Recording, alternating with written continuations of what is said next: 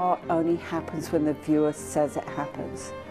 And that's the miracle of, well, the miracle of my life doing this work is having it shown in galleries and sometimes museums. And then people come and they see it and they feel very deeply about it, and they consider their food choices, and they do cry in front of paintings, and they do talk about it.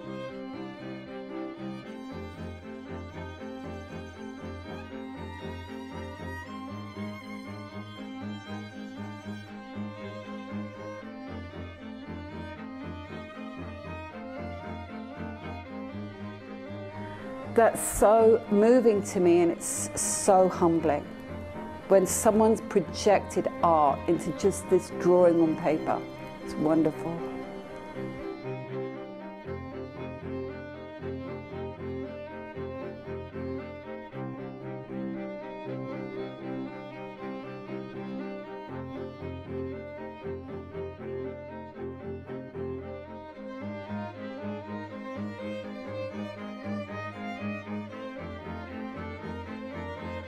My name is Sue Coe.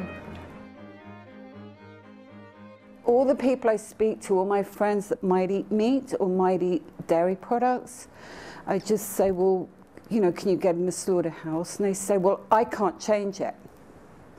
So, but when you go in a slaughterhouse and you're witnessing, you are already changing it. So when you stand on the kill floor with your sketchbook, you are the only female in that, on the kill floor, I can assure you. There won't be any women on the kill floor. And it already changes it, even though you have no power to change it. But if we as Western people put ourselves in the place of other beings without power, that's the beginning of change.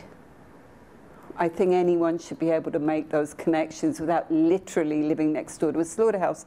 But it's convenient in America to give that entree as an explanation why this has been the entire focus of my life. Because I witnessed animals going from the hog intensive farm behind our house to the slaughterhouse every day of my childhood. And I heard the rattling chains and the screaming it went on from 1 a.m. to 4 a.m. That's the literal meaning of my obsession with slaughterhouses, is that it was very much concealed and it was right next door. People ignored it. Next to the slaughterhouse was a big war memorial for World War I, and then a war memorial for World War II. And all these things, no connections were ever made between mass slaughter. And when I asked my parents about World War II and the Holocaust, they said, but we didn't know.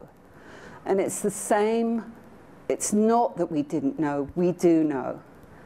But we are indifferent. And that's the key, I think. The key somewhere is our inability as human beings to make these connections and take responsibility. What I consider my art to be is reportage. The majority of it is reportage, where I'm witnessing something real, and a lot of it is in a narrative form.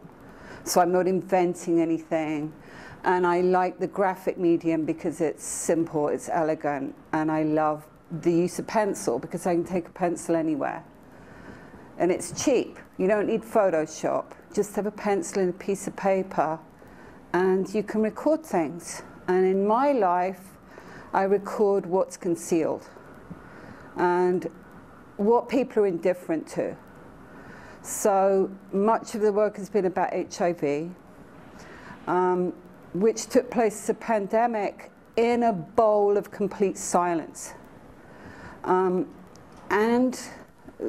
the slaughter of animals, which is completely invisible.